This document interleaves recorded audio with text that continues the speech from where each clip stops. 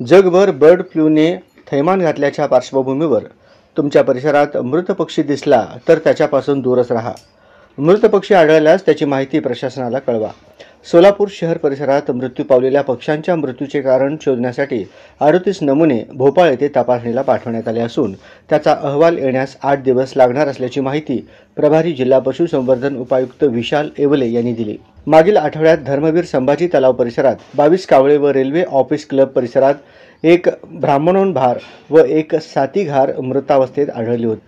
त्यानंतर पुन्हा सोमवारी किल्ला भागेच्या खंदक परिसरात 15 कावळ्यांचा तर संभाजी तलाव परिसरातही एक कावळा व तांबूस राखाडी बगळ्याचा वंचक मृत्यू झाल्याचे समोर आले आहे। या पार्श्वभूमीवर मंगळवारी वन विभाग, महापालिका व पशुसंवर्धन विभाग यांची एकत्रित बैठक घेण्यात आली। पक्ष्यांची मृत्यू नेमकं कोणत्या कारणाने झाली हे भोपाळ येथील अहवाल आल्यानंतर समजणार।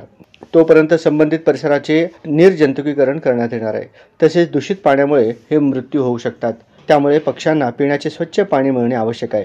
दूषित पाण्यामुळे किंवा उष्माघाताने पक्षी मृत होऊ शकतात। संबंधित पक्ष्यांच्या मृत्यूमागे बर्ड फ्लूचे कारण आढळले तरी ॲक्शन प्लॅन तयार असल्याचे श्री येवले यांनी सांगितले।